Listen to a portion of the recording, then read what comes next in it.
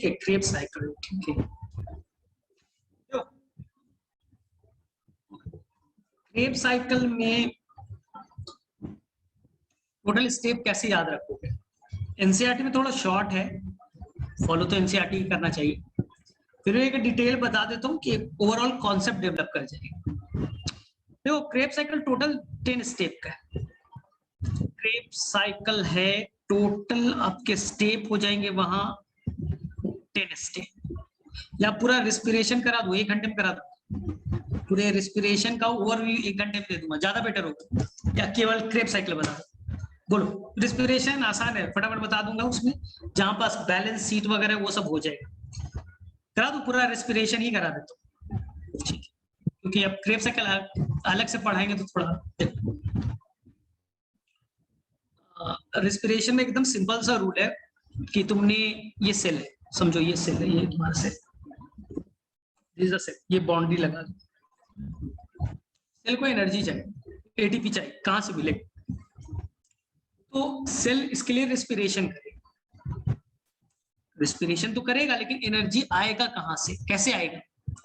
तो सेल के पास सबस्ट्रेट है, सबस्ट्रेट का नाम है ग्लूकोज। देखो ग्लूकोज में 6 बॉन्ड है ना, ग्लूकोज है 6 कार्बन का, 1 2 3 4 5 और 6, ये ग्लूकोज C6 H12O6। तो कार्बन कार्बन जो बॉन्ड है ना उसमें एनर्जी है, इस बॉन्ड के अंदर एनर्जी ट्रैप है।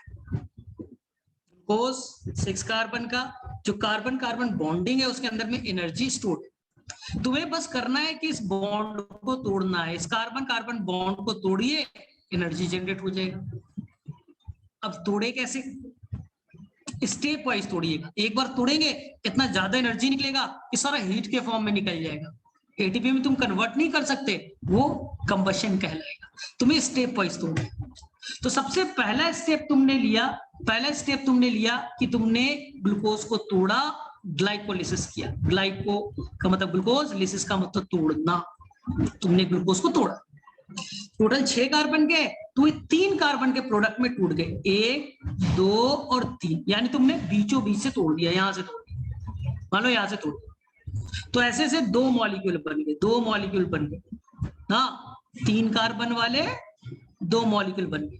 इसी का नाम होता है पायरुविक एसिड, इसी का नाम है पायरुविक एसिड। तो थोड़ा तुमने तोड़ा तो थोड़ा एनर्जी रिलीज भी हुआ होगा, तो ग्लाइकोलाइसिस में कुछ एनर्जी रिलीज हुए होंगे। पायरुविक एसिड कितने कार्बन के? 3 कार्बन के, 3 कार्बन के। अब क्या होगा?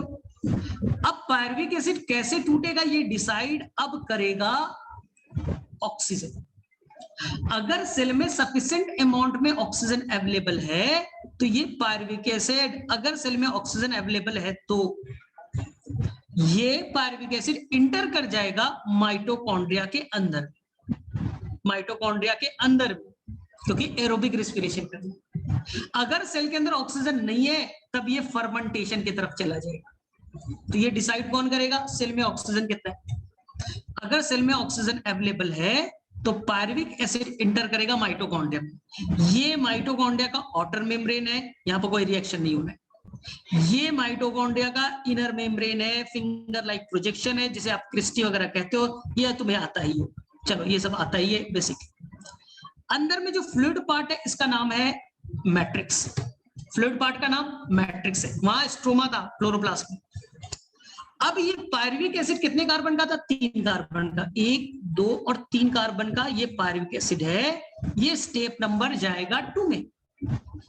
सेकेंड स्टेप में 2 कार्बन थे पायरुविक एसिड के, 2 मॉलिक्यूल थे पायरुविक एसिड के। स्टेप बी का नाम है लिंक रिएक्शन, जो एनसीईआरटी में डिटेल से नहीं दिया है। इसका नाम है लिंक रिएक्शन, एनसीईआरटी से कहेगा ऑक्सीडेटिव फॉस्फोरिलेशन, एनसीईआरटी से कहेगा ऑक्सीडेटिव डीकार्बोक्सिलेशन। क्या होता है हम डिटेल में जाएंगे, लिंक रिएक्शन, ठीक है। पायरुविक एसिड क्या करेगा? 3 कार्बन का था, 1 कार्बन लूज कर दिया, तो अब बचे 2 कार्बन के प्रोडक्ट जिसका नाम है एसिटाइल कोएंजाइम ए। 3 कार्बन का था, अब उसमें से 1 कार्बन निकाल दिया तो बन गया acetyl coenzyme A. Acetic acid 2 carbon का होता है, वहीं से याद कर लो, एसिटाइल कोएंजाइम ए 2 कार्बन के। कितने ऐसे मॉलिक्यूल है? 2 मॉलिक्यूल है, ठीक है। पहले तुम्हारे पास 6 कार्बन का था, यहां थे तुम्हारे पास 6 कार्बन के मॉलिक्यूल, ऐसे ऐसे दो पार्ट्स में टूट गए, 3 कार्बन वाला 2 टूट गया, पायरुविक एसिड। अब हुआ लिंक रिएक्शन, यहां पास 2 CO2 निकल जाएगा, ये 3 कार्बन के थे तो 1 CO2 निकला, ऐसे ऐसे 2 मॉलिक्यूल थे, 2 CO2 निकल गए और ये बन गया एसिटाइल कोएंजाइम A, 2 कार्बन के। चलिए 2 into 2 कितने हो गए 4, और 2 कार्बन CO2 के फॉर्म में निकल। अब ये एसिटाइल कोएंजाइम में कितने मॉलिक्यूल है, 2 मॉलिक्यूल है। एसिटाइल कोएंजाइम A अब जाएगा साइक्लिक रिएक्शन में, जिसे कहते हो तुम क्रेब साइकिल। तुम्हारे पास 2 एसिटाइल कोएंजाइम है तो 2 बार क्रेब साइकिल चलेगा, 2 बार क्रेब साइकिल चलेगा।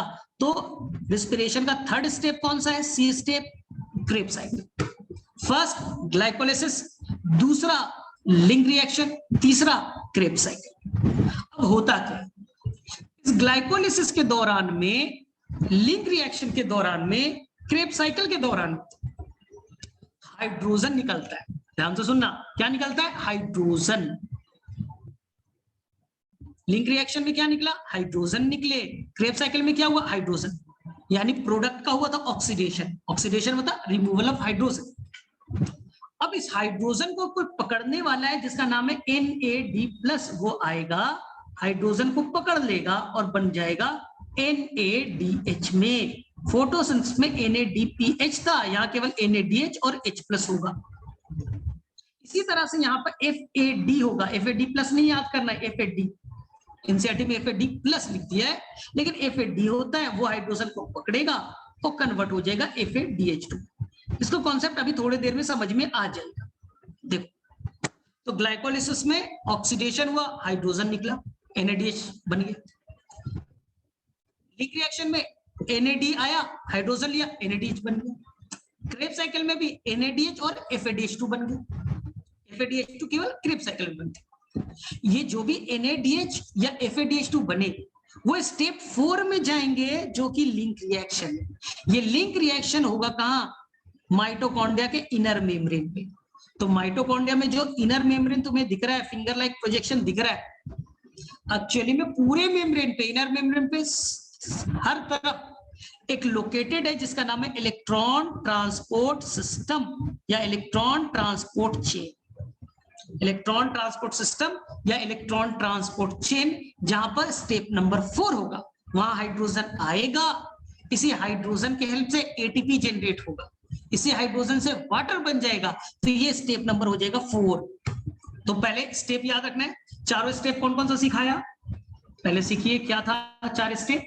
सबसे पहला स्टेप था ग्लाइकोलिसिस कहां रन हो रहा है, साइटोप्लाज्म में। देखो ग्लाइकोलिसिस कोई ऑक्सीजन की जरूरत नहीं है, कोई ऑक्सीजन की जरूरत नहीं है, ग्लूकोज पायरुविक एसिड में टूटा कहां, साइटोप्लाज्म, याद रखना साइटोप्लाज्म। चलिए अब सेकेंड, सेल में अगर सफिशिएंट ऑक्सीजन है तो पायरुविक एसिड जाएगा माइटोकॉन्ड्रिया। माइटोकॉन्ड्रिया का फ्लूइड पार्ट है मैट्रिक्स, वहां होगा लिंक रिएक्शन। लिंक रिएक्शन, इस स्टेप को हमने क्या कहा, कहां चलेगा, मैट्रिक्स ऑफ माइटोकॉन्ड्रिया, यानी माइटोकॉन्ड्रिया का फ्लूइड पार्ट। चलिए थर्ड स्टेप।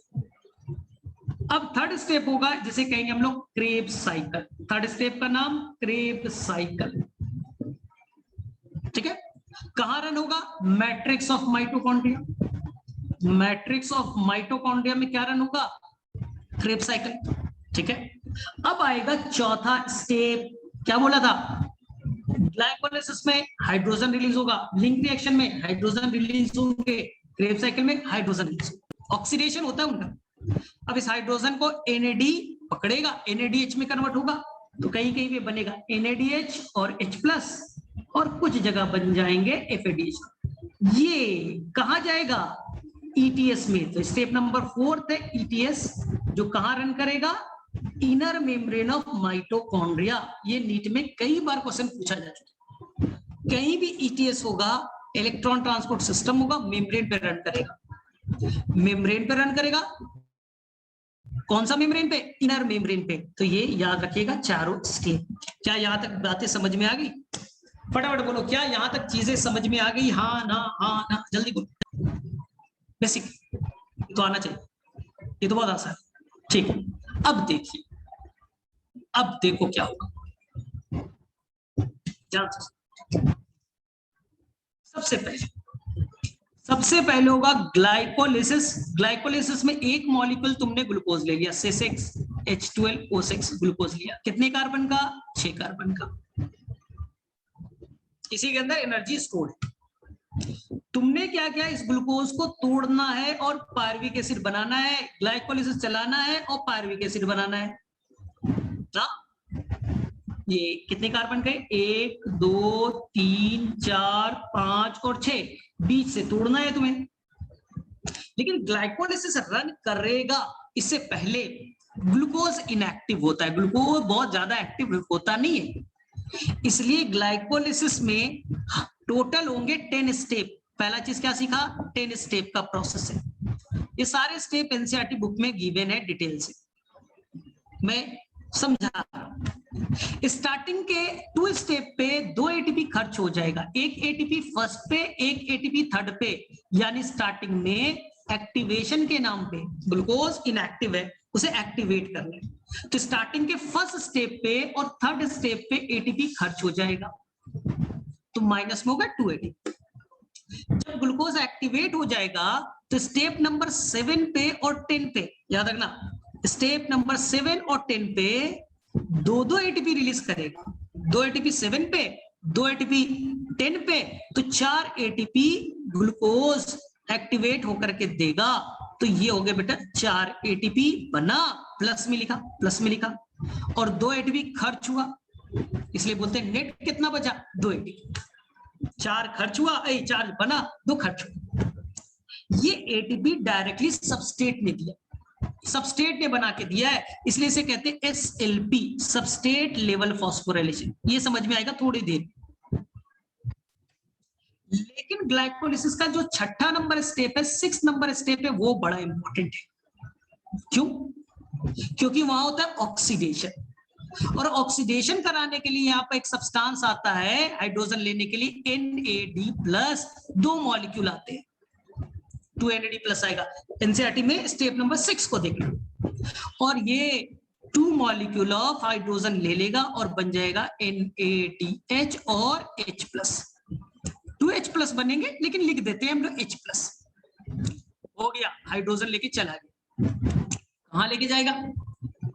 ये बड़ा ध्यान से सुनना, ये NADH अब लेकर के जाएगा ETS में, इलेक्ट्रॉन ट्रांसपोर्ट सिस्टम में। ध्यान से देखिए, इलेक्ट्रॉन ट्रांसपोर्ट सिस्टम को एक मशीन मान, just like a machine. Electron transport system पूरा डिटेल से पढ़ना होता है, मैंने एक स्पेशल लेक्चर बनाया, वो जरूर ले लेना, क्योंकि एनसीईआरटी में ETS का पूरा फिगर चेंज हो गया है, नए वाले में और पुराने वाले में बहुत सारे उसके कॉन्सेप्ट चेंज हो गए, इसलिए वो अलग से मुझसे ले लेना, बड़ा इंपॉर्टेंट है ना, नहीं तो समझ में नहीं आता, कितना भी पढ़ो समझ में नहीं आता। ETS एक मशीन है, समझो कि NADH अगर आएगा एक मॉलिक्यूल तो 3 एटीपी बनेगा। ध्यान से सुनना, एक NADH आएगा तो 3 एटीपी बनेगी, लेकिन NADH आया है 2 मॉलिक्यूल तो कितने एटीपी बने? 6 एटीपी। 6 एटीपी। सर एटीपी कैसे बनेगा? यहां पर ऑक्सीडेशन रिडक्शन चलेगा, जो हाइड्रोजन आया है, इलेक्ट्रॉन जाएगा, कुछ ऑक्सीडेशन रिडक्शन होगा, इसलिए ऐसा एटीपी जो ऑक्सीडेशन रिडक्शन से बने, एनसीईआरटी उसे OP कहता है, ऑक्सीडेटिव फॉस्फोराइलेशन। एनसीईआरटी उसे OP कहता है, ऑक्सीडेटिव फॉस्फोराइलेशन, क्योंकि ऑक्सीडेशन रिडक्शन से बना है। चलिए, एक NADH से 3 बनते थे, 2 NADH आया तो 6 एटीपी बन गए। एक बार NADH आएगा, हाइड्रोजन लेके आएगा, ETS के पास ऑक्सीजन है, ETS के पास हाफ मॉलिक्यूल ऑक्सीजन है, NADH के पास हाइड्रोजन है 1 मॉलिक्यूल, तो ETS बोलेगा मेरे पास ऑक्सीजन है, तुम्हारे पास हाइड्रोजन है, वाटर बना लो। तो एक बार NADH आएगा तो 1 वाटर बनेंगे, 2 NADH आया तो 2 वाटर बनेंगे, 2 वाटर बनेंगे ना, 2 वाटर बनेंगे। ठीक है, अब देखो ध्यान से, यानी ETS, सिंपल भाषा में मैं ये बोल दूं कि अगर एक NADH ETS के पास आता है, ये ETS मशीन है, एक NADH आया तो उससे 3 ATP बनते हैं। ऐसा ATP जो ऑक्सीडेशन रिडक्शन के दौरान बने, ETS में ऑक्सीडेशन रिडक्शन होता है, उसके हेल्प से बना, तो इसे OP कह देंगे, ऑक्सीडेटिव फॉस्फोराइलेशन, और बनेंगे एक वाटर मॉलिक्यूल। यहाँ 2 NADH आया था, तो 2 वाटर बना और 6 एटीपी बना। ठीक है, अब ध्यान से सुनो, पूरे बायो में एटीपी बनने के 3 ही प्रोसेस है। पूरे बायो में एटीपी बनने के 3 ही प्रोसेस है। एटीपी क्या होता है? एडिनोसाइन डाइफॉस्फेट, इनऑर्गेनिक फॉस्फेट से जुटा, एनर्जी आया, एटीपी बनी। एनर्जी किसने दी? मुद्दे की बात, एनर्जी किसने दी? अगर एनर्जी लाइट ने दिया, सनलाइट ने दिया, तो इसे हम लोग कहेंगे फोटोफॉस्फोराइलेशन। फोटोफॉस्फोराइलेशन जो ऑलरेडी तुमने फोटोसिंथेसिस में पढ़ लिया। अगर एनर्जी लाइट दे तो फोटोफॉस्फोराइलेशन जो तुमने फोटोसिंथेसिस में पढ़ा। अब अगर एनर्जी रिस्पिरेशन में ऑक्सीडेशन रिडक्शन से हो, ऑक्सीडेशन रिडक्शन से हो रिस्पिरेशन में, इसे कहेंगे ऑक्सीडेटिव फॉस्फोराइलेशन जो तुम आज पढ़ोगे माइटोकॉन्ड्रिया। तीसरा, अगर ऑक्सीडेशन रिडक्शन से ना हो, लाइट से ना हो, डायरेक्टली सबस्ट्रेट दे, कोई सबस्ट्रेट है, मेरे पास एनर्जी है, मैंने दे दिया एनर्जी, एटीपी बन गया, तो उसे कहेंगे substrate level phosphorylation. Substrate level phosphorylation. तो पूरे बायो में एटीपी बनने के 3 ही मैकेनिज्म। क्लोरोप्लास्ट फोटोसिंथेसिस में फोटोफॉस्फोराइलेशन होगा, लाइट से बनेगा। रेस्पिरेशन में माइटोकॉन्ड्रिया के अंदर में ईटीएस है, वहां ऑक्सीडेशन रिडक्शन होगा, उससे एटीपी बना, ऑक्सीडेटिव फॉस्फोराइलेशन। थर्ड, रेस्पिरेशन में जब ग्लाइकोलिसिस हो रहा है, क्रेब्स साइकिल चल रहा है, इस पर नीट का क्वेश्चन भी था, तो वहां सबस्ट्रेट एटीपी बनाएगा, यानी रेस्पिरेशन में ओपी तो होगा ही होगा, एसएलपी भी होगा। तो रेस्पिरेशन में दोनों तरह से एटीपी बनते हैं, एसएलपी से भी, ओपी से भी। चलो, तो ग्लाइकोलिसिस सिंपल से भाषा में ये समझ में आया। जो चीज मैं बता रहा हूं एक बार रिपीट, चीजें एकदम क्लियर कट आ जाएगी दिमाग में। एक मॉलिक्यूल ग्लूकोज था, C6 H12O6, एक मॉलिक्यूल ग्लूकोज था। ग्लाइकोलिसिस में स्टार्टिंग में 2 एटीपी खर्च हो गए, स्टेप 1 पे और 3 पे एनसीईआरटी में चेक कर लेना। स्टेप 7 पे और 10 पे 2 स्टेप में 2-2 एटीपी बने, प्लस 4 एटीपी बना, इसे एसएलपी कहेंगे, क्योंकि सबस्ट्रेट ने बनाया, एसएलपी कहेंगे। हो गया, खत्म।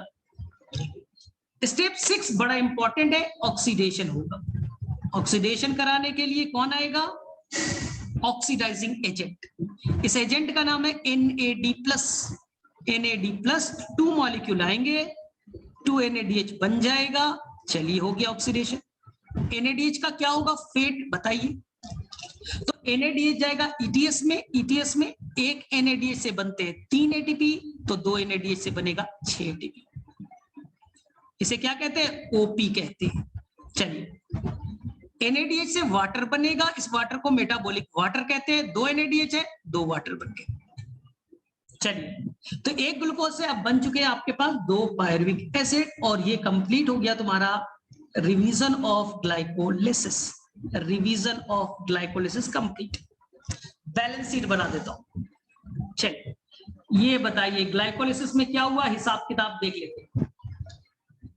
ग्लाइकोलिसिस में कितने एटीपी बने ये बताना है, कितने वाटर बने ये बताना है, और कितने CO2 बने ये बताना है। पहले से लॉजिकल चलो। ग्लूकोज में 6 कार्बन थे, ग्लूकोज में 6 कार्बन थे, पायरुविक एसिड में 3 कार्बन होते। पायरुविक एसिड 3 कार्बन का प्रोडक्ट है। ऐसे ऐसे 2 मॉलिक्यूल, 2 into 3 6, यानी ग्लूकोज में 6 कार्बन थे, पायरुविक एसिड 2 मॉलिक्यूल 6 कार्बन, बीच में कोई भी CO2 का लॉस नहीं हुआ, यानी CO2 कितने रिलीज हुए? आंसर 0। एक भी डिकार्बोक्सिलेशन नहीं हुआ, एक भी CO2 रिलीज नहीं हुए। ग्लाइकोलिसिस में CO2 नहीं बनते। चलिए, वाटर बोलो, वाटर। स्टेप नंबर 6 पे 2 NADH बना था, 2 NADH बना था, ETS में गया और इससे बन गए 2 वाटर। 2 वाटर, ऐसे वाटर को मेटाबॉलिक वाटर कहते हैं, ऐसे वाटर को मेटाबॉलिक वाटर कहते हैं, याद रखिए। चलिए, ठीक है।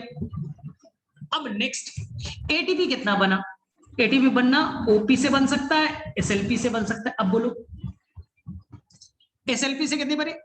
एसएलपी से बने 4 एटीपी बना स्टेप 7 पे और 10 पे, और ओपी से कितने बने, ईटीएस से कितना बना 6, तो 6 और 4 कितने हो गए 10 एटीपी। 10 एटीपी तो बने, लेकिन माइनस हो गया 2 एटीपी। स्टार्टिंग में 2 खर्च किया था, नेट कितने हो गए 8, नेट कितने हो गए 8। लेकिन यहां पर सीखना है 8 तब बोलेंगे जब सेल में ऑक्सीजन होगा। अगर ऑक्सीजन नहीं है, अगर ऑक्सीजन नहीं है तो ईटीएस ही नहीं चलेगा। अगर ईटीएस नहीं चलेगा ओपी नहीं काउंट करेंगे। ईटीएस चल रहा है, ऑक्सीजन चाहिए, ऑक्सीजन नहीं है, ईटीएस नहीं चलेगा, तो ओपी नहीं जोड़ेंगे। तब कितना आंसर होता 4 एटीपी बनते, 2 खर्च हो जाते, 2 आंसर होता, 2 आंसर होता। तो मेरे में से यहां का ग्लाइकोलिसिस का बैलेंस शीट समझ में आ गया। CO2 नहीं बनी, वाटर 2 NADH बने तो 2 वाटर, एटीपी SLP से 4 बना, 2 खर्च, 4 बना भी। ओपी से ईटीएस की हेल्प से 6 एटीपी, 6 और 4 10, 2 स्टार्टिंग में खर्च हो गए 8 एटीपी। चलो यहां तक समझ में आ गया, बोलो फटाफट, हाँ ना बोलो फटाफट।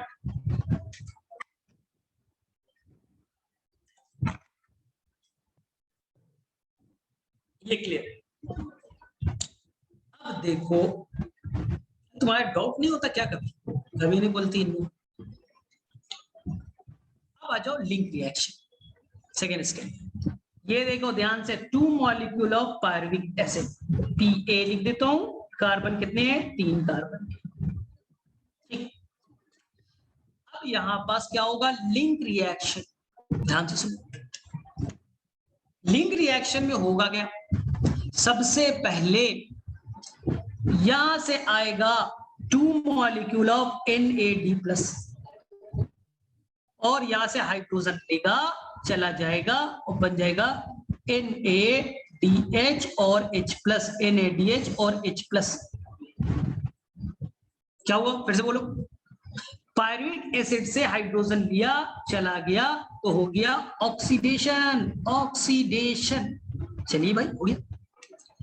पायरुविक एसिड 3 कार्बन का है, एक मॉलिक्यूल 3 कार्बन का है, हमने वहां से CO2 निकाला। 2 पायरुविक एसिड है, 2 बार CO2 लॉस हो गया, एक कार्बन का लॉस हो गया CO2 के फॉर्म में। इसे कहते हैं डीकार्बोक्सिलेशन, इसे कहते हैं डीकार्बोक्सिलेशन।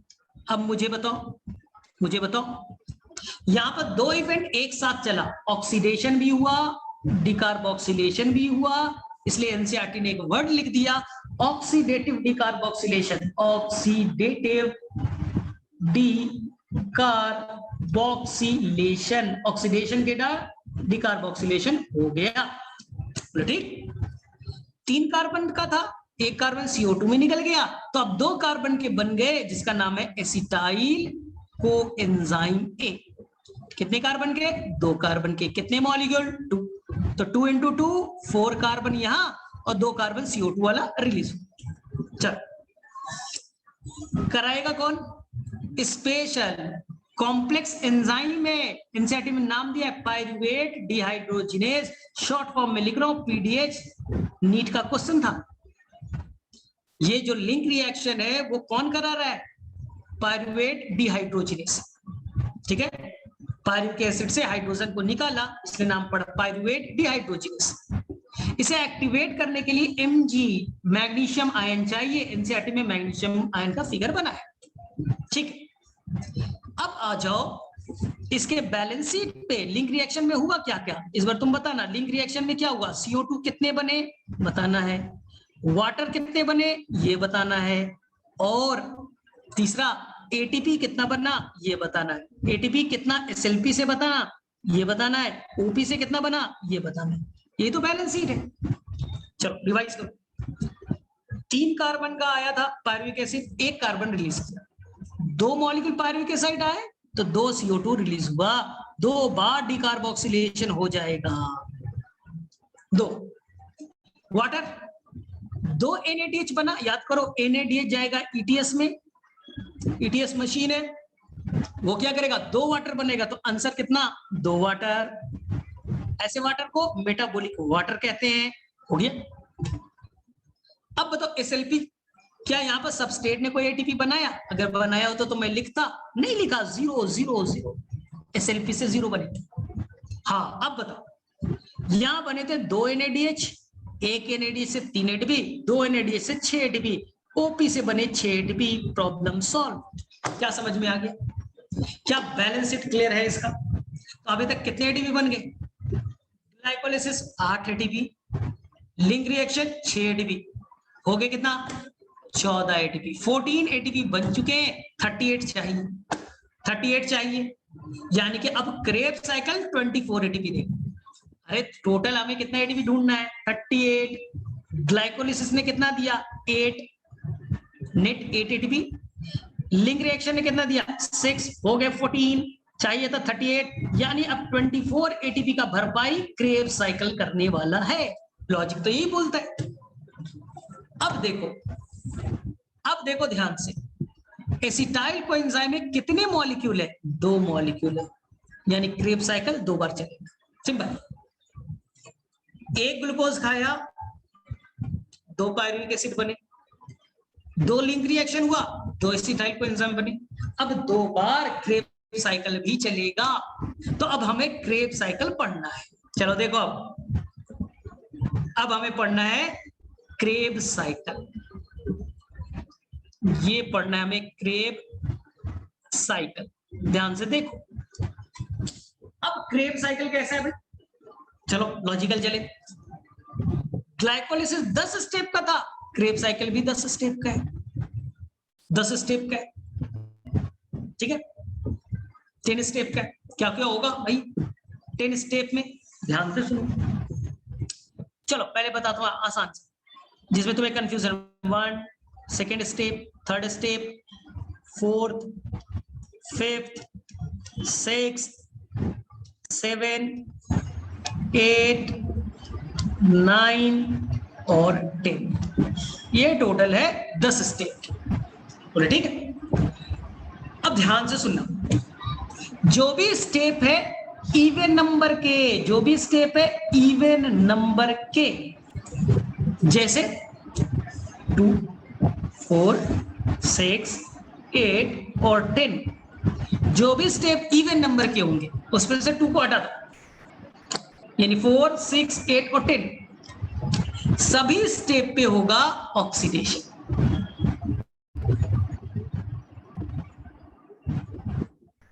ठीक है? एक मिनट, ठीक है? हाँ, तो ये सभी स्टेप पे क्या हो गया भाई? ऑक्सीडेशन हो। कितने बार होना है? 4 बार। 4 पे, 6 पे, 8 पे, 10 पे, 4 बार ऑक्सीडेशन। 4 बार ऑक्सीडेशन कराना है, 3 बार नेट से होगा, 3 टाइम्स नेट से होगा, NAD+ से होगा, और एक टाइम होगा फैट से, एक टाइम होगा फैट से, एक टाइम होगा फैट से। 3 बार नेट हाइड्रोजन पकड़ेगा, 1 बार फैट पकड़ेगा। ठीक है? अब नेट पकड़ेगा 3 बार, तो 3 NADH बन जाएंगे, 3 NADH और H+ बन जाएंगे, 1 बार FADH2 बन जाएगा। अब बताओ, ध्यान से सुना। 3 NADH जब ETS में जाएगा, 3 NADH ETS में जाएगा तो कितने ATP? 9। एक NADH से 3, तो 3 NADH से 9। एक FADH2 उसमें एनर्जी कम होता है, एक NADH एनर्जी ज्यादा है तो 3 ATP बनता है। FADH2 में एनर्जी कम होता है तो ETS में जब जाएगा तो केवल 2 ATP बनेगा। ये हमें ETS में पढ़ना है। एक NADH 3 ATP और एक FADH2 2 ATP। तो बताओ कितने ATP टोटल हो गए? FADH2 से 2, NADH से 9, 9 और 2 11, यानी क्रेब्स साइकिल से बनने हैं 11 ATP। 11 ATP का फॉर्मेशन होना है। सर हमें तो पढ़ना था 24 ATP बनता है क्रेब्स साइकिल में। अरे वो 2 साइकिल चलेगा तब तो, हम तो 1 साइकिल पढ़ रहे, अभी हम 1 साइकिल पढ़ रहे। और इस बार नीट में क्वेश्चन था, जो स्टेप नंबर 7 है वहां पर डायरेक्टली एक ATP सबस्ट्रेट बना देता है, वो बनेगा SLP से, एक आएगा ATP SLP से, तो टोटल हो गए 12 ATP। टोटल हो गए 12 ATP। चलो ATP का हिसाब किताब समझ में आया कैसे? क्रेब्स साइकिल 10 स्टेप का, जो भी इवन नंबर का स्टेप है, जो भी इवन नंबर का स्टेप है 2, 4, 6, 8, 10, 2 को हटाओ, 4, 6, 8 और 10, इन सभी स्टेप पे ऑक्सीडेशन, जिसमें हम देखेंगे 4 नंबर पे नेड करेगा, 6 नंबर पे नेड करेगा, 10 नंबर पे नेड करेगा, 8 नंबर पे फैड करेगा। तो ये क्वेश्चन आ भी जाता है, किस स्टेप पे फैड वाला होगा, पढ़ेंगे अब। ठीक है, 3 नेड 9 एटीपी, एक फैड 2 एटीपी, 9 और 2 11, एक एटीपी डायरेक्टली आ गया तो हो गए 12 एटीपी। तो एक साइकिल से 12 एटीपी, तो 2 साइकिल से 24 एटीपी, 2 साइकिल से कितने हो गए 24 एटीपी। अगर 2 साइकिल से 24 एटीपी हुआ, लिंक रिएक्शन से कितने थे 6 एटीपी, 24 और 6 30, और ग्लाइकोलिसिस से 8 एटीपी, तो हो गए ना 38। 38 का हिसाब किताब क्लियर है, सोचो 38 एटीपी का हिसाब किताब बड़ा क्लियर होना चाहिए। Glycolysis 8 ATP, link reaction 6 ATP, 8 और 6 14, क्रेब साइकिल 2 बार चले, एक क्रेब साइकिल से 12, 2 क्रेब साइकिल से 24, तो 24, 36 और 8 38 एटीपी का कहानी हमें समझ में आना चाहिए। तो ये हुआ एटीपी का बैलेंस। अब मैं बता रहा हूं CO2, ग्लूकोज में 6 कार्बन थे, C6H12O6, 6 कार्बन थे, 6 बार ऑक्सीडेशन करा, 6 बार CO2 निकालना पड़ेगा, 6 बार CO2 निकालना पड़ेगा। सर कहां कहां, चलो लॉजिकल बताओ, ध्यान से सुनना। लिंक रिएक्शन में 2 CO2 निकल चुके, लिंक रिएक्शन में 2 CO2 निकला, चलिए अब देखो ध्यान से, क्रेब साइकिल में कौन एंटर किया था, एसिटाइल कोएंजाइम में, कितने कार्बन के 2। तो यहां बेटा 2 स्टेप होगा, 2 स्टेप होंगे जहां पर एक एक कार्बन CO2 के फॉर्म में निकल जाएंगे। एक क्रेब साइकिल में कौन एंटर किया, एसिटाइल कोएंजाइम, बोले मेरे अंदर एनर्जी है, गया स्टेप में, टूट गया, पूरा कार्बन टूट गए और CO2 के फॉर्म में रिलीज हो गया। इच क्रेब साइकिल 2 CO2, 2 बार डिकार्बोक्सिलेशन होगा, तो 2 बार क्रेब साइकिल चलेगा, 4 CO2, तो 4 CO2 क्रेब साइकिल से, 2 CO2 लिंक रिएक्शन से, ग्लाइकोलिसिस से कोई CO2 नहीं, ग्लाइकोलिसिस से कोई CO2 नहीं, यानी कि CO2 का भी हिसाब किताब क्लियर, CO2 का भी हिसाब किताब क्लियर है। अब देखो समझो, अब चीजों को समझो, जो तुम्हारा था कि क्रेब साइकिल में इश्यू है, ध्यान से क्रेब साइकिल समझो। क्रेब साइकिल का जो पहला प्रोडक्ट होगा वो सिट्रिक एसिड बनेगा, सिट्रिक एसिड बनेगा 6 कार्बन का सिट्रिक एसिड बनेगा, इसलिए इसे हम लोग सिट्रिक एसिड साइकिल भी कहेंगे, सिट्रिक एसिड साइकिल भी कहेंगे। जब आप सिट्रिक एसिड लिखोगे, गूगल पे देखना सिट्रिक एसिड का स्ट्रक्चर, तो सिट्रिक एसिड में 3 बार फंक्शनल ग्रुप COH के फॉर्म में मिलेगा। टोटल 6 कार्बन है ना, जिसमें से 3 कार्बन COH वाले होंगे, इसलिए इसे हम लोग ट्राई कार्बोक्सिलिक एसिड साइकिल भी कहते हैं। आया को समझ में? सिट्रिक एसिड का स्ट्रक्चर देखो, उसमें 3, जैसे तुम पढ़ते हो फ्यूमेरिक एसिड, मैलिक एसिड, 2 बार COH मिलता है, डाई कार्बोक्सिलिक, इसमें 3 कार्बोक्सिलिक एसिड है, इसलिए इसका नाम try carboxylic acid cycle, citric acid cycle. 3 carboxyl group है, इसलिए इसे हम लोग 3C साइकिल भी कहते हैं। C3 नहीं बोल रहा हूं, वो तो फोटोसिंथेसिस में चलता है, 3C साइकिल के। चलिए ठीक है, अब ध्यान से सुनो, टोटल 10 स्टेप में होगा, प्रोडक्ट भी 10 बनेंगे, 10 प्रोडक्ट बनेंगे, उसका नाम याद करा देता हूं। 10 जो प्रोडक्ट्स बनते हैं उसका नाम मैं शॉर्ट ट्रिक से बता देता हूं, शायद याद हो जाएगा। 10 प्रोडक्ट्स का नाम शॉर्ट ट्रिक में बताता हूं, ध्यान से सुनो। देखो 10 प्रोडक्ट्स का नाम देखो, पहले लिखो C for cricket, C for cricket, C for council, C for cricket, C for council, I for India. पहले शॉर्ट ट्रिक बताता हूं।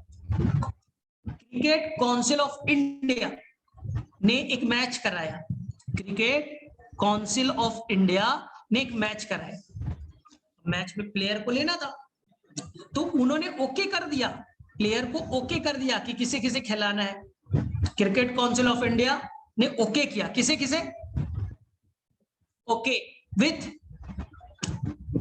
के फॉर कोहली, कोहली खेलेगा, एस फॉर सचिन, सचिन खेलेगा, ठीक है, एस फॉर सहवाग, सहवाग खेलेगा।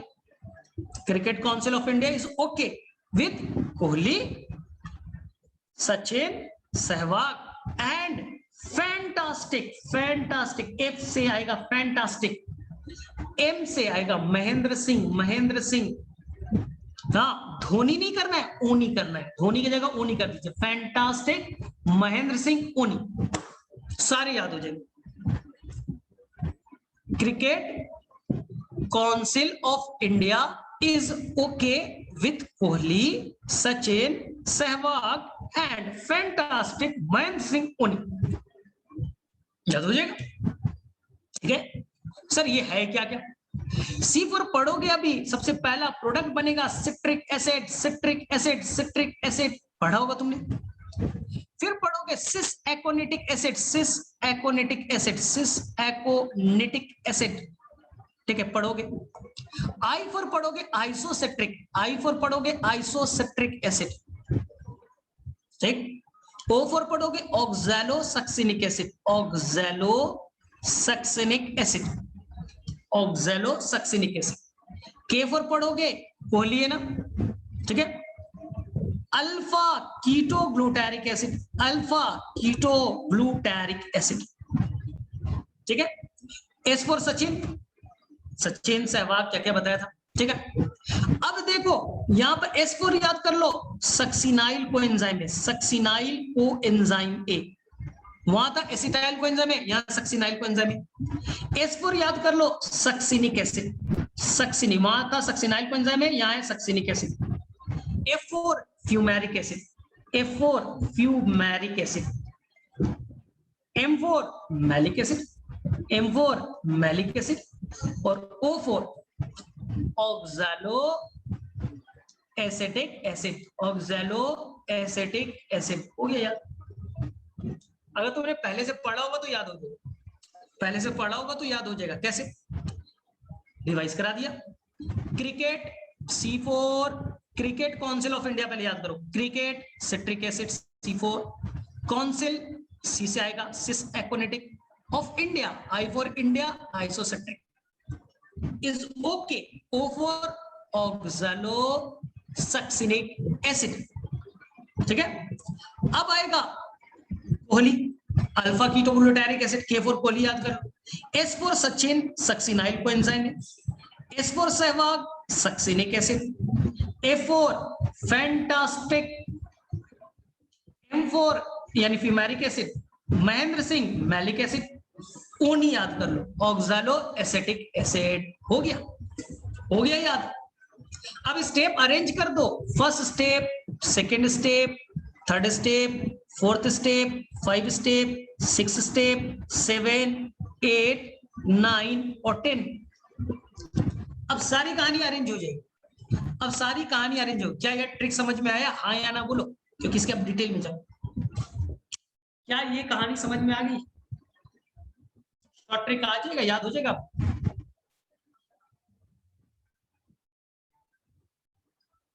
ठीक, अब देखो इसी को डिटेल से बता देता हूं। सबसे पहले आया था तुम्हारे पास 2 कार्बन के प्रोडक्ट एसिटाइल कोएंजाइम में, एसिटाइल कोएंजाइम ए कितने कार्बन के, 2 कार्बन के, किससे जुड़ा, ऑक्सैलो एसिटिक एसिड से, जो कि है 4 कार्बन का, कितने कार्बन के, 4 कार्बन के, तो 4 और 2 कितने हो गए, 6, तो ये बन गया, दोनों मिलने के बाद बन गए, क्या बना, सिट्रिक एसिड, कितने कार्बन के, 6 कार्बन के, इसलिए साइकिल का नाम सिट्रिक एसिड साइकिल भी कहलाता है, क्योंकि पहला प्रोडक्ट 6 कार्बन का है सिट्रिक एसिड, तो सिट्रिक एसिड साइकिल, कोई इशू नहीं। Oxalo acetic acid 4 carbon, acetyl coenzyme में 2 कार्बन, 4 और 2 कितने हो गए, 6। चलिए ये हो गया फर्स्ट स्टेप, फर्स्ट स्टेप, चलिए ठीक है। अब सिट्रिक एसिड से क्या बनेगा, सेकेंड स्टेप, कुछ नहीं करना है, क्या बना, क्रिकेट काउंसिल ऑफ इंडिया याद आया, क्रिकेट के बाद काउंसिल यानी कि सिस एक्वानेटिक एसिड, सिस एक्वानेटिक, ठीक है। कितने कार्बन का, ये भी 6 कार्बन का हो गया भाई। अब थर्ड स्टेप बोलो, cricket council of India, isocitric acid, isocitric acid, isocitric acid, ये भी कितने कार्बन के, 6 कार्बन के। अभी तक कुछ नहीं हो रहा है, कुछ नहीं हो रहा है। एक ट्रिक्स बता देता हूं, जो भी इवन ऑड नंबर का स्टेप होगा, 1 3 5 7 9, फिर से बोल रहा हूं, जो भी ऑड नंबर का स्टेप होगा 1 3 5 7 9, वहां वाटर ऐड होगा, जो ज्यादा इंपॉर्टेंट नहीं था, वहां वाटर ऐड होगा, वाटर ऐड होगा 3 पे, वाटर ऐड हुआ, बस ऐसे ही हो रहा है, वाटर ऐड हो रहा है, ठीक, तो टेंशन नहीं। अब चौथा स्टेप, अब क्या मैंने बोला था याद करो, जो भी ऑड नंबर का स्टेप होगा, 2 4 6 8 10, उसमें से 2 को हटाओ, यानी 4 6 8 10, ऑक्सीडेशन। तो स्टेप नंबर 4 है, ऑक्सीडेशन होगा, कौन करेगा, NAD प्लस आया, NADH में कन्वर्ट हो गया, तो हो गया ऑक्सीडेशन, NADH में कन्वर्ट हो गया, ऑक्सीडेशन हो गया, क्या बना, cricket council of India is okay, ठीक है। तो ये बन गया ऑक्सैलोसक्सिनिक एसिड, ऑक्सैलोसक्सिनिक एसिड, याद रखना, ऑक्सैलोसक्सिनिक एसिड कितने कार्बन का, तो ये भी 6 कार्बन का, सभी 6 कार्बन के, सभी 6 carbon, citric acid 6 carbon, aconitic acid 6 carbon, isocitric 6 carbon, oxalo acidic succinic acid 6 carbon. अब देखो 5वां नंबर स्टेप क्या होगा, ठीक है। 5th नंबर स्टेप क्या बनेगा, कोहली, अल्फा कीटो ग्लूटारिक एसिड, याद रखना, बड़ा इंपॉर्टेंट। कोहली सबसे स्मार्ट बैट्समैन, कोहली से पहले जितने होंगे, कोहली से पहले जो भी होगा, सिट्रिक एसिड, सिस एक्वानेटिक एसिड, आइसोसेट्रिक एसिड, ऑक्सैलोसक्सिनिक एसिड, ये सभी 6 कार्बन के। कोहली से जितने पहले होंगे सभी 6 कार्बन, छक्का मारेगा, ठीक। कोहली खुद पंजा होगा, 5 कार्बन का होगा, क्यों, क्योंकि 5वें नंबर स्टेप पे एक CO2 रिलीज हो गया, तो सभी 6 कार्बन के थे, एक CO2 निकल गया, तो अब अल्फा कीटो कितने कार्बन का होगा, 5 कार्बन, एकमात्र, क्यों, अब कोहली के बाद में जो भी बैट्समैन आएगा, जो भी प्लेयर आएगा, वो चौका मारेगा, 4 मारेगा, सर मतलब, यानी कि छठा स्टेप यहां पास फिर से CO2 रिलीज हो जाएगा, तो कोहली से पहले और कोहली के बाद एक एक CO2 स्टेप वाइज निकल गए, 2 ही निकलना था, निकल गए, एक 5वें पे, एक 6ठे पे, हो गया। लेकिन सर 6ठे नंबर पे ऑक्सीडेशन भी तो होगा, हाँ, 4थे 6ठे 8वें 10वें पे ऑक्सीडेशन, तो 6ठे पे ऑक्सीडेशन भी होगा, हाइड्रोजन निकलेगा भी, इसलिए हम कह देंगे ऑक्सीडेशन और डीकार्बोक्सिलेशन साथ में हुआ, ऑक्सीडेटिव डीकार्बोक्सिलेशन, ऑक्सीडेटिव डीकार्बोक्सिलेशन। क्या बना, वहां क्या बने थे, ऑक्सीडेटिव डीकार्बोक्सिलेशन से, सर वहां बना था लिंक रिएक्शन में एसिटाइल कोएंजाइम में, यहां बनेगा सक्सिनाइल कोएंजाइम में, जिसे मैंने सचिन बोला, सक्सिनाइल कोएंजाइम ए, अब याद हो गया। लगभग वो रिएक्शन मिलता जुलता है, पूछा जाता है कि कौन सा स्टेप जो है क्रेब्स साइकिल का वो लिंक रिएक्शन से मैच करता है, बोल देना 6 नंबर का स्टेप। चलिए, अब सचिन दुनिया का सबसे बेस्ट प्लेयर, तो किसी के भरोसे नहीं रहता, सचिन किसी के भरोसे नहीं है, उसके बाद खुद की ताकत है, खुद की ताकत है, खुद वो एटीपी बनाएगा, एक्चुअली में पहले बनाएगा ये गुआनोसिन डाइफॉस्फेट, पहले इनऑर्गेनिक फॉस्फेट से जुटा और बनेगा जीटीपी, जीटीपी बनेगा, एनसीईआरटी के लाइन को पढ़ना, पहले बनेगा guanosine triphosphate, but they are coupled, coupled कहने का मतलब यहाँ जीटीपी आया, इसके एनर्जी को एडिनोसाइन डाइफॉस्फेट ने पकड़ा और एटीपी में कन्वर्ट हो गया, तो डायरेक्टली बोले पहले जीटीपी बना और उसके साथ में उसकी एनर्जी से एटीपी बन गया, they are coupled to each other, पहले जीटीपी बना उसकी एनर्जी से एटीपी बन गया, तो सचिन सबसे बड़ा प्लेयर है, तो स्टेप नंबर 7 पे सबसे इंपॉर्टेंट काम हो गया, सचिन वाले पे जहां पर SLP हुआ, डायरेक्टली ATP सबस्ट्रेट ने बना, एकमात्र ऐसा ही है पूरे क्रेब साइकिल। और इससे क्या बना, सहवाग। तो सक्सिनाइड कौन सा है, सक्सिनिक एसिड, सक्सिनिक एसिड। अब बताओ सहवाग सचिन कितने कार्बन के होंगे? कोहली से सारे पहले 6 कार्बन, कोहली के बाद सारे 4 कार्बन, क्योंकि कोहली से पहले डिकार्बोक्सिलेशन, कोहली के बाद डिकार्बोक्सिलेशन, तो ये बन गए 4 कार्बन के। अब स्टेप नंबर 8 बोलो, ऑड है इवन है? ऑड नंबर है इवन है, 8 नंबर स्टेप। तो यहां पास होगा ऑक्सीडेशन और ये बन जाएगा फ्यूमेरिक एसिड, फ्यूमेरिक एसिड। ठीक, लेकिन यहां ऑक्सीडेशन कराने के लिए नेड नहीं आएगा, यहां पर बनेगा कौन, फैड आएगा, और फैड हाइड्रोजन लेकर के FADH2 में कन्वर्ट हो जाएगा। तो याद रखना है स्टेप 8 बड़ा इंपॉर्टेंट है, यहां पर ऑक्सीडेशन फैड से, बाकी जगह पे 4, 6, 10 नेट से। फ्यूमेरिक एसिड अब 9th नंबर में कुछ नहीं करेगा, अपनी आइसोमर मैलिक एसिड में कन्वर्ट हो जाएगा। मैलिक एसिड कितने कार्बन का, 4 कार्बन। मैलिक एसिड 4 कार्बन हो गए, फ्यूमेरिक एसिड कन्वर्ट हो गया मैलिक एसिड में। स्टेप नंबर कितने हो गए, 9। अब मैलिक एसिड कन्वर्ट हो जाएगा ऑक्सैलोएसिटिक एसिड, स्टेप नंबर 10 है, step number 10, step number 10। Step 10 में जब कन्वर्ट होगा तो बताओ कौन सा होगा, 10th नंबर ऑक्सीडेशन, नेट से होगा, नेट से होगा, NADH बन गए, हो गया। ये हो गया, सारा चीज क्लियर हो गया। तो ट्रिक्स क्या सीखा, फिर से बोल देता हूं, ट्रिक्स क्या है,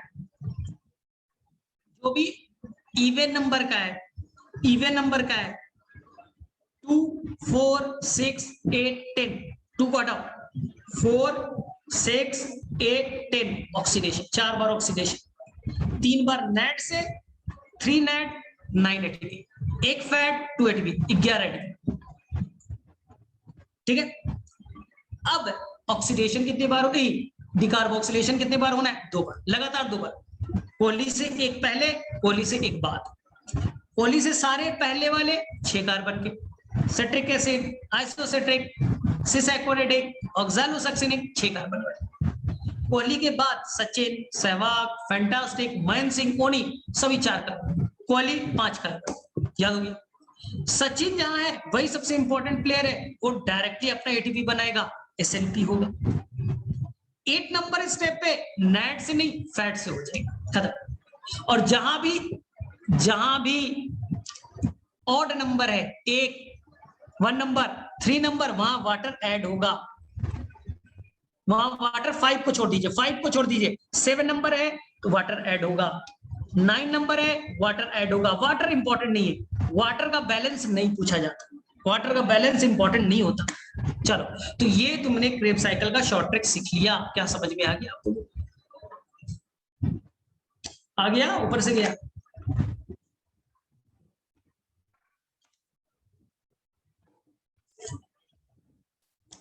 बोलो बोलो, क्लियर है? मतलब कुछ गड़बड़ नहीं करना है।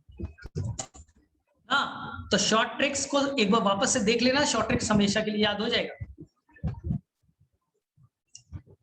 ठीक, क्वेश्चंस क्या क्या बनेंगे वो यहां से क्लियर हो जाएगा, जिसे मैं कहूंगा बैलेंस शीट, हिसाब किताब, बैलेंस शीट, बैलेंस शीट। ठीक है, चलिए बैलेंस शीट पे बात करें। तो बताइए सबसे पहले CO2 कितना बनेगा, बहुत आसान सा क्वेश्चन सॉल्व करेंगे अभी। वाटर कितना बनेगा, वाटर इंपॉर्टेंट नहीं होता बैलेंस में।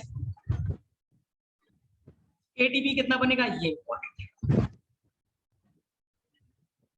ठीक है, ATP बनने के 2 कहानी, एक SLP, एक OP। चलो स्टार्ट करें, चलो फटाफट बताओ।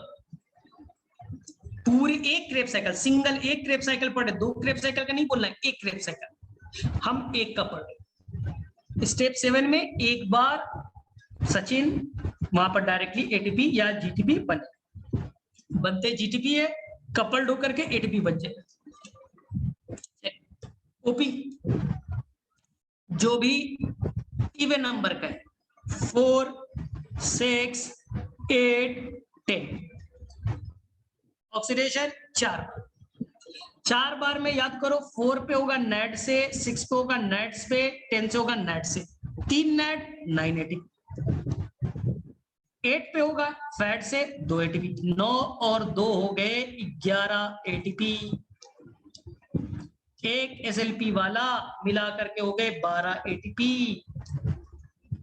2 साइकिल चलेगा तो 24 हो जाएंगे, हमने एक का निकाल रहे 12। ठीक, चलो CO2 का बताओ, CO2 का बताइए। CO2 में क्या है भाई, क्या चक्कर है CO2 में? लगातार 5वें और 6ठे स्टेप पे, जहां तक मुझे याद है, लगातार 2 CO2 निकल गया, एक क्रेब साइकिल से 2 CO2 निकले, 2 क्रेब साइकिल से 4, 2 क्रेब साइकिल से 4 CO2, लिंक रिएक्शन से 2, 6 खत्म। वाटर बैलेंस करने की जरूरत नहीं है, फिर भी कर लेते ना। कहां पर भाई? 1 स्टेप पे, 3 स्टेप पे, 7 स्टेप पे, 9 स्टेप पे वाटर खर्च हो गया, वाटर खर्च हो गया, यानी 4 वाटर बेटा माइनस में चल रहा है, 4 वाटर तुम्हारा माइनस में चल रहा है। ठीक, लेकिन एक चीज जो नहीं याद रखना था, इसलिए मैं नहीं स्ट्रेस दे रहा उस पर, सेकेंड स्टेप पे वाटर ऐड भी होता है, फर्स्ट पे ऐड नहीं रिलीज हुआ, सेकेंड पे रिलीज होता है, सेकेंड पे रिलीज होता है वाटर, फर्स्ट पे ऐड हुआ, सेकेंड पे रिलीज हुआ। तो अब बताओ ध्यान से बताना, हम लोग आगे चल रहे हैं ना। हाँ, वाटर बताओ भाई क्या हुआ, वाटर पहले बनेगा कितना, ETS से कितना वाटर बनेगी? 4th step net, 6th step net, 8 fat, 4 बार ऑक्सीडेशन हुआ, 4 मेटाबॉलिक वाटर बने, 4 मेटाबॉलिक वाटर बना, 4 बने। ठीक है, एक सेकेंड नंबर पे याद करो, एक सेकेंड नंबर पे बनाया था, टोटल बन गए 5 वाटर बना, 4 खर्च हो गया, 4 खर्च हो गए, 4 खर्च हो गए, देखो 4 बार ऑक्सीडेशन, 4 वाटर। सेकेंड स्टेप के दौरान वाटर निकलता है, उसे डायरेक्ट वाटर कहते हैं, जो ETS ने बताया मेटाबॉलिक।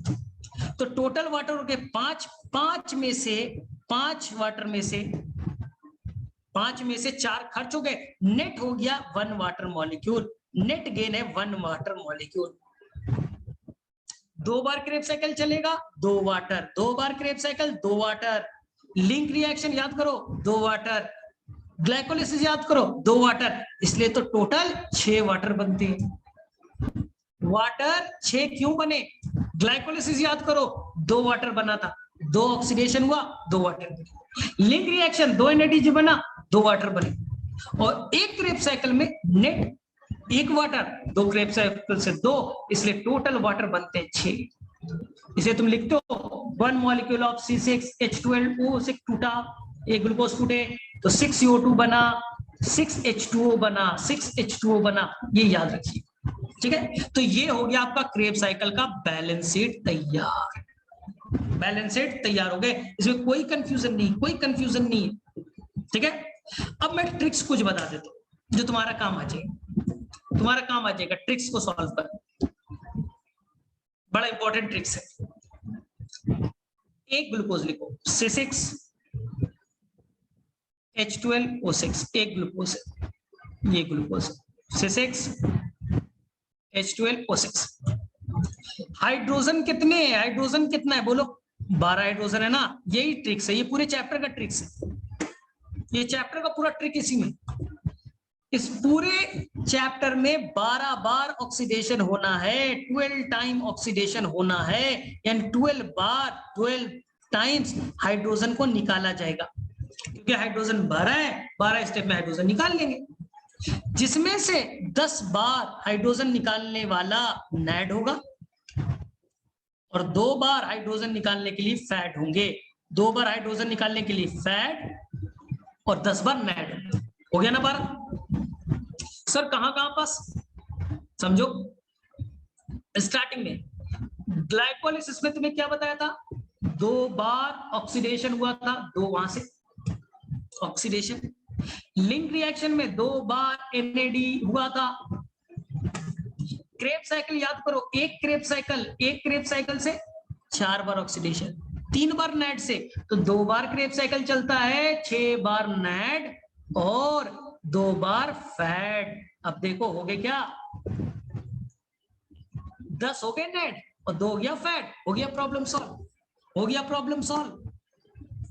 ग्लाइकोलिसिस 2 बार ऑक्सीडेशन, लिंक रिएक्शन 2 बार ऑक्सीडेशन, एक क्रेब साइकिल 4 बार, 3 बार नेट, 2 बार फैट, 1 बार फैट। क्रेब साइकिल 2 बार चलेगा तो 6 NAD और 2 बार फैट H2 बनेगा, हो गया। अब 10 NADH अगर बनेगा, ETS में जाएगा, एक ETS से 3 ATP, तो 10 ETS से 30 ATP, बताया था 30 ATP और 10 वाटर, एक NADH से 1 वाटर 3 ATP, तो 30 ATP और 10 वाटर। 2 FADH2 से बोलो, एक FADH2 से 2 ATP, तो 2 FADH2 से 4 ATP, तो देखो ना 30 और 4 34 ATP, 34 ATP तो हमारा ETS से आ रहा है, 34 ATP तो हमारा ETS दे रहा है, जिसे आप सिंपल भाषा में OP कहते हो। ETS के दौरान जो ऑक्सीडेशन रिडक्शन हुआ उसी से एनर्जी रिलीज होगा, उसी से ATP बनेगा, तो इसलिए OP कहते हैं। हो गए 34 ATP, तो टोटल 38 थे, 34 तो ETS ने दे दिया। याद करो ग्लाइकोलिसिस में 2 बार सबस्ट्रेट लेवल होता था, 2 बार स्टार्टिंग में खर्च हो गए थे और 4 बाद में बना था, तो 4 बाद में बना तो 34 + 4 कितने हो गए 38, और एक क्रेब साइकिल में 1 बार SLP चला, 2 क्रेब साइकिल में 2, तो हो गए 40, 2 हो गए टोटल 40 ATP बनते हैं। 34 ATP ETS ने बनाया, 4 ATP ग्लाइकोलिसिस में, 2 ATP क्रेब साइकिल में, टोटल 40, लेकिन ग्लाइकोलिसिस में स्टार्टिंग में 2 खर्च कर दिए थे, तो इसलिए नेट हो जाता है 38 ATP, नेट हो जाता है 38 ATP। यही बैलेंस शीट है। क्या समझ में आ गई यहाँ तक चीजें? क्या यहाँ तक चीजें समझ में आ गई? ये बैलेंस, ये ट्रिक्स पता चल गया? यहीं पर बच्चा कंफ्यूज रहता है। चलो तो कर लोगे यहां तक, ठीक है, कर लीजिएगा। तो यही है, और टेंशन नहीं लेना है। कुछ कुछ और चीजें, सिंपल सी चीजें हमें बता देता हूँ इसके। ETS मुझसे वीडियो ले लेना, ETS का मैंने एक अच्छा सा वीडियो 1 घंटे का बनाया है। ETS में 99% बच्चे को प्रॉब्लम होता है, क्योंकि फिगर चेंज हो गया है। एक NADH से कैसे 3 ATP और 1 वाटर बनता है, एक FADH2 से कैसे 2 ATP और वाटर बनता है, इसमें बड़ा कंफ्यूजन है, फिगर में बड़ा कंफ्यूजन है। कॉम्प्लेक्स 1 क्या है, 3 क्या है, 4 क्या है, तो ये वीडियोस में आप सेपरेट ले लेना, उसको आज ही देख जाना।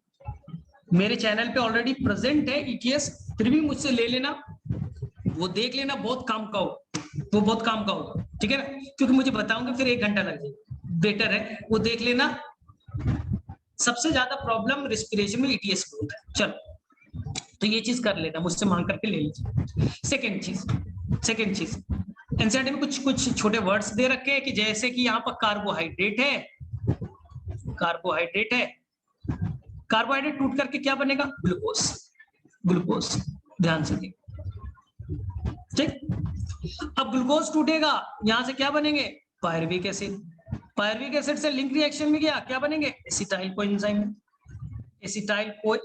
ए।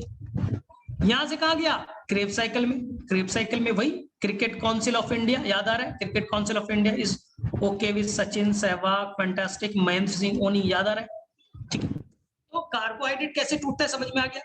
कार्बोहाइड्रेट कॉम्प्लेक्स है, सबसे पहले वो टूटेगा ग्लूकोज में, ग्लूकोज से टूटा पायरुविक एसिड, एसिटाइल कोएंजाइम में, फिर क्रेब साइकिल, फिर ये चला क्रेब साइकिल, ठीक है, ये हो गया क्रेब साइकिल। अब ध्यान से, अगर तुमने प्रोटीन खाया है तो ध्यान से सुनो, प्रोटीन खाया है तो प्रोटीन पहले ब्रेक डाउन होकर के बनेगा एमाइनो एसिड। अब एमाइनो एसिड तो अलग अलग कार्बन के होते हैं, ग्लाइसिन अलग कार्बन का है, सेरीन अलग कार्बन का है, ग्लूटामिक एसिड अलग कार्बन के, तो डिपेंड करेगा कार्बन कितना है। सबसे पहले हम एमाइनो एसिड में से NH2 निकाल देंगे, NH2 निकाल देंगे, डीएमिनेशन, NH2 हटा दिया, अब वो बन गया कीटो एसिड। अगर वो बन गया क्या, कीटो एसिड, ध्यान से सुनना, कीटो एसिड में कन्वर्ट हो। अब कीटो एसिड अगर 3 कार्बन का है तो वो पायरुविक एसिड में कन्वर्ट हो जाएगा। अगर वो 4 कार्बन का है तो बन जाएगा ऑक्सैलो एसिटिक एसिड। 5 कार्बन का है अल्फा कीटो ग्लूटारिक एसिड। तो इस तरह से एमाइनो एसिड का कन्वर्शन एनर्जी देने में होता है। फिर से समझो, प्रोटीन टूटा, एमाइनो एसिड बना, एमाइनो एसिड में एमाइन ग्रुप है, हटा दो, बन गया कीटो एसिड। कीटो एसिड कौन से कार्बन का है, 3 कार्बन का है, 4 कार्बन का है, 5 कार्बन का है। अगर 3 कार्बन का है तो पायरुविक एसिड में कन्वर्ट हो जाएगा, 4 कार्बन का है ऑक्सैलो एसिटिक एसिड बन गया, 5 कार्बन का है अल्फा कीटो ग्लूटारिक एसिड बन गया, और वो एनर्जी देने का काम करेगा। ठीक है, लेकिन अगर तुमने फैट्स खाया तो फैट्स टूट जाता है glycerol plus fatty acid, fatty acid plus glycerol. Glycerol एक रिएक्शन में जाएगा जिसे कहते हैं बीटा ऑक्सीडेशन, जो तुम्हें नहीं जानना है। ये माइटोकॉन्ड्रिया में चलता है बीटा ऑक्सीडेशन, और इससे बनते हैं एसिटाइल कोएंजाइम ए।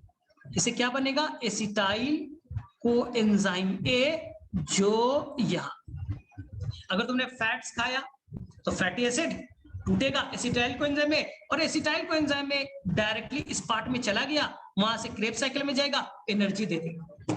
तो फैट्स कैसे टूटता है ये भी क्लियर हो गया। ग्लिसरॉल जो है वो एक्चुअली में यहाँ पास हो जाएगा ग्लिसरॉल 3 फॉस्फेट। जब ग्लाइकोलाइसिस पढ़ोगे तो ग्लिसरॉल 3 फॉस्फेट में कन्वर्ट होकर के ग्लाइकोलाइसिस का पार्ट बन जाएगा। तो कैसे अलग अलग सबस्ट्रेट एनर्जी देते हैं वो क्लियर हो गया। मेनली तो ग्लूकोज ही देता है, मेनली ग्लूकोज ही देता है। ग्लूकोज अगर घट गया, कम हो गए, तो सेकंड कौन आएगा, फैट्स। फैट्स खत्म हो गया तो थर्ड प्रोटीन्स। तो सीक्वेंस याद रखिएगा, पहले कार्बोहाइड्रेट, खत्म हो गया तो फैट्स, इसलिए लोग जिम जाते हैं, डाइटिंग करते हैं। डाइटिंग कर रहे हैं, सुबह से शाम खाया नहीं, कार्बोहाइड्रेट है नहीं, तो अपने आप फैट्स टूटने लगेगा। जो एक्सेस थिकनेस है, फैटी लेयर है, वो खत्म होने लगेंगे। अगर फैट्स भी खत्म हो गया तब प्रोटीन पे जाएगा, याद रखो। चलिए अब ध्यान से सेकेंड चीज, लेकिन एनर्जी देने की बात है तो सबसे ज्यादा 1-1 ग्राम तीनों का ले ले। तुमने जूलॉजी में पढ़ा होगा कैलोरीफिक वैल्यू, या सबसे ज्यादा फैट्स देगा, सबसे ज्यादा 9.2 के आसपास ऐसा कुछ देता है। उसके बाद में प्रोटीन्स देगा 5.4 के आसपास, उसके बाद कार्बोहाइड्रेट देगा 4.2। तो अगर एनर्जी की बात करें तो सबसे ज्यादा फैट्स 1 ग्राम तोड़ेंगे, तो फिर प्रोटीन, उसके बाद कार्बोहाइड्रेट। यह याद रखना। एनसीईआरटी में एक चीज है, एनसीईआरटी में ये लिखा गया है कि जो रिस्पिरेशन है वो एम्फीबोलिक पाथवे। सर एम्फीबोलिक मतलब, एम्फीबोलिक कहने का मतलब कि देखो यार, तुमने ग्लूकोज लिया, छोटे छोटे parts pyruvic acid, acetyl coenzyme में छोटे छोटे पार्ट्स बनके CO2 के फॉर्म में रिलीज हो, कैटाबोलिज्म हुआ। फैट्स खाया, फैटी एसिड बने, एसिटाइल कोएंजाइम बना, टूटा, CO2 के फॉर्म में रिलीज हो गया। क्या हो रहा है, कैटाबोलिज्म हो रहा है। प्रोटीन्स खाया, छोटे पार्ट्स में एमाइनो एसिड में टूटे, ग्लाइकोलाइसिस में इंटर किया, क्रेब साइकिल में गए, CO2 में कन्वर्ट हुआ, कैटाबोलिज्म हुआ। तो सभी को लगता है कि रिस्पिरेशन में केवल कैटाबोलिज्म हो रहा है, लेकिन ऐसा नहीं है। जरूरत पड़ने पे ये जो एसिटाइल कोएंजाइम है, जरूरत पड़ने पे ये यहां से बाहर निकल जाएगा, और ये जिब्रेलिक एसिड, कैरोटीनॉइड्स, टर्पिन्स, ये सब बनाने में इन्वॉल्व हो जाएगा। जरूरत के अकॉर्डिंग काम होता है, ऐसा नहीं केवल कैटाबोलिज्म हो रहा है। जरूरत पड़ा तो ये एसिटाइल कोएंजाइम में निकला, और ये फैटी एसिड बनाने में, जिब्रेलिक एसिड बनाने में, हार्मोन्स ना, टर्पिन्स बनाने में, कैरोटीनॉइड्स नाम के बड़े सब्सटेंस बनाने में इन्वॉल्व हो जाते हैं, एनाबोलिज्म करने लगते हैं। जो सक्सिनाइल कोएंजाइम है, तुम्हें लग रहा है जरूरत पड़ा, ये सक्सिनाइल कोएंजाइम निकल जाएगा, क्लोरोफिल बनाएगा, एक लार्ज सब्सटेंस बनेगा, बड़ा चीज बनाएगा, एनाबोलिज्म हो रहा है। तो सेल पे डिपेंड करता है, सेल के अंदर में डिपेंड करता है तो जो भी रेस्पिरेशन हो रहा है उसके प्रोडक्ट हो सकता है, सेल से बाहर निकल जाए, अल्फा कीटोग्लूटारिक एसिड निकल गया, एमाइनो एसिड में कन्वर्ट होगा, एमाइनो एसिड से प्रोटीन बन गए। तो यहाँ पर एनाबोलिज्म भी चल रहा है, कैटाबोलिज्म भी चल रहा है, दोनों चल रहे हैं, इसलिए इसे एनसीईआरटी कहता है एम्फीबोलिक। इसलिए एनसीईआरटी में लिखा है एम्फीबोलिक पाथवे, कैटाबोलिज्म एनाबोलिज्म दोनों चल रहे हैं, इसलिए हम लोग ज्यादा बेटर है इसे एम्फीबोलिज्म कहे। चलो ये एनसीईआरटी में मिल जाएगा, मेरे में से अब क्लियर है। अब मेरे में से कोई परेशानी वाली बात नहीं इस चैप्टर में। आरक्यू वैल्यू आता होगा, स्टैटिक का थ्योरी वाला पार्ट है वो तो आता ही होगा तुम्हें, सिंपल है। तो बस तुम्हारा फंस गया ईटीएस, उसे आज देख लेना, ईटीएस देख लेना, ठीक है। मुझसे ईटीएस का ले लेना और उसे देख जाइएगा, ईटीएस बड़ा इंपॉर्टेंट है, ठीक है। बोलो और कुछ करा दूं या फिर छोड़ो? छोड़ देते हो तो गया, लगभग चैप्टर के सारे मैंने की पॉइंट बता दिए। और कुछ है इस चैप्टर में दिक्कत तो बोलो।